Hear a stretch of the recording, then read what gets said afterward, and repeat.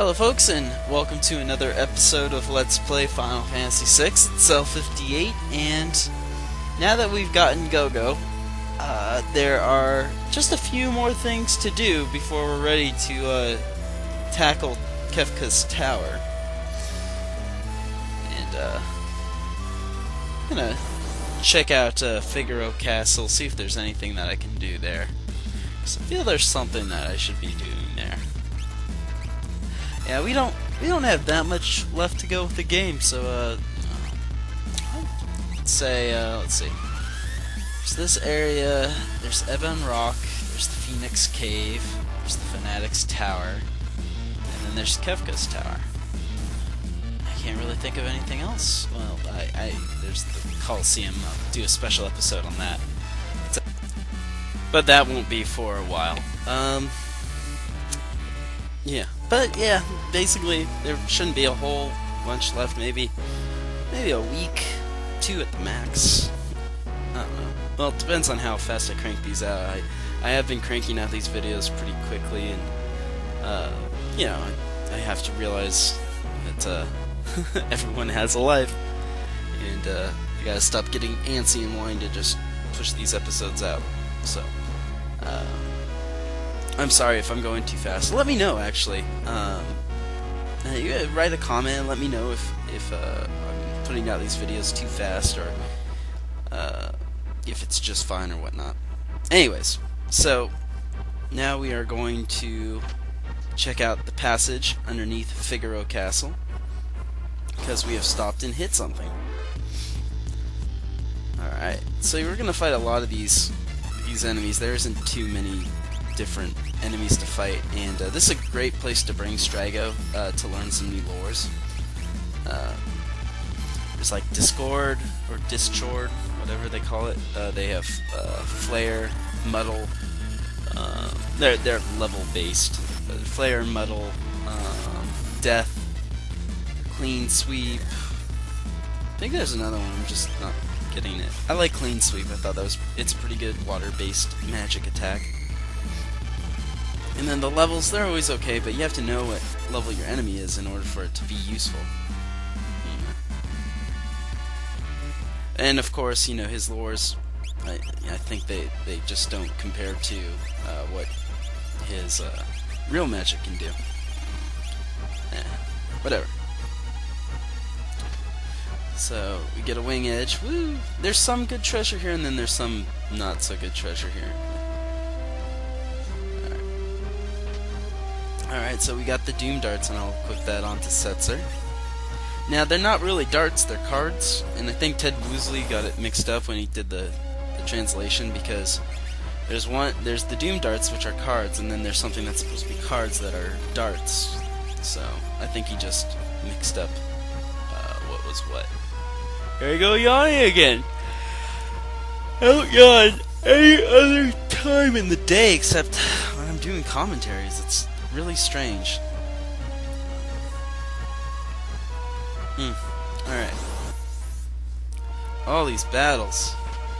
Alright. Now, monster in a box. Woo! And another boss battle. It's a Master Pug. It's at level 73 with 22,000 HP. It will absorb water attacks and has no real weakness. But with both Terra and Realm having such high magic power, they're gonna still do a good amount of damage with Pearl and their different abilities. Basically, it's the sprite of like a Tonberry or Thornberry, whatever you want to call it. And if you know anything about them, you should know that they don't really do anything until they get up close, and then they start killing you off. So you want to take care of this guy as fast as you can. Now, another thing I wanted to say about this area that I haven't yet is this is the area I always used to grind both experience and magic points. And like a lot of things when I did when I was younger, I would have thought one spot was good and didn't even think of another spot. But really, besides Kefka's Tower, I think this is one of the best spots to grind, especially since these enemies are easy to kill. Oh, let me stop for a second. So we won the Gradius, and people still argue that the Striker's better because it can randomly kill an enemy.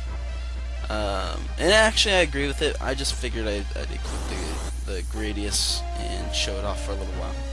So, anyways, like I said, this area is great to grind at because the enemies aren't too difficult to kill, and you get a good amount of magic points with each match. So it's a good place to learn some magic and gain some levels for your characters. So, and I'm gonna skip the treasures here, but it's just like it's a magicite item, the one that casts the random magicite, and then I think it's like an X-ether or something. So, I'm gonna rest up here and we'll keep going. Alright, so we reached ruins. That's interesting. Pretty much the enemies are the same here. There's a couple new enemies in this area, in the castle area, but nothing all that hard.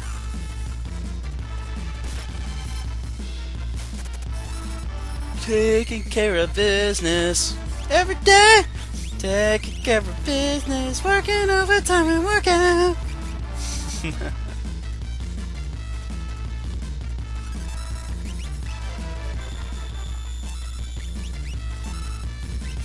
People like doing the status elements on sets I've been noticing. That's not cool. Yeah, there we go. That Discord level's halved. Whoopity-doo! Alright. Yay, round 1, learn stop, because I'm going to be using that all the time. Just kidding. Now, I always notice whenever I bring Terra here, she's the one that leads this conversation, and I don't think I've ever gone here without Terra. So, I don't know if somebody else like knows the backstory of this, or how this works out. I should look into that. So, we see what happened 1,000 years in the past with the War of the Magi. Show them some of our Esper magic.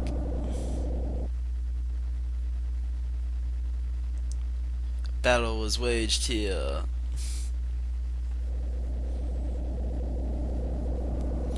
Only Odin is here. Odin? We all know Odin. Odin's awesome.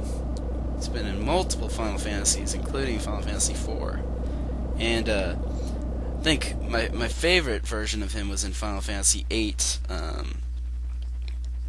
just because of the whole battle that you have with, well, not to give it away, you battle an enemy, but okay, well, I will give some of it away. Basically, the enemy kills Odin, and Odin comes back at the end of the battle. Well, technically it's not him that comes back, it's Gilgamesh shows up, but Gilgamesh is holding Odin's sword among other swords, and I just thought Gilgamesh looked a whole lot cooler.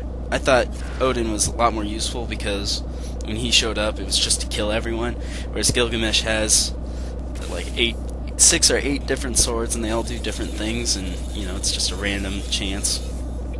Whereas like I said, with Odin, you knew what you were getting when he showed up. And as we saw, he had a battle with a powerful sorcerer and couldn't defeat him with Adam Edge, which he could defeat anyone with. And then the ghost reduced him into, I like to say stone. They say magicite, but you don't see him as a magicite shard, so eh. Alright. So I thought this was a cool little add-on to find a new Esper. As we see, just walk right up the hallway and there he is. There's Odin. Whoop-a-da-doo. Alright. So then we receive Odin as an Esper. And I highly recommend this. Next episode we're going to be leveling him up into a different Esper, but notice that he gives speed +1 as a stat booster when you level up. He's the only Esper that ups your speed when leveling up. So keep that in mind if you are wanting to work on Strago or on Cyan. Now I guess it really doesn't matter because you could always cast haste and whatnot, but just keep that in mind if you want to keep him around for a little while just to get some speed on both those characters. I'm gonna have to end it soon. I wanted to show off Odin before we level him up because he won't look the same, and see what he does. That is awesome. I'm gonna be abusing that while I have him. Anyways, please rate. It's kind of like my applause. Comment and subscribe if you already haven't. If you've been watching this, I really appreciate it. Till then, this is Cell58 saying, see you later.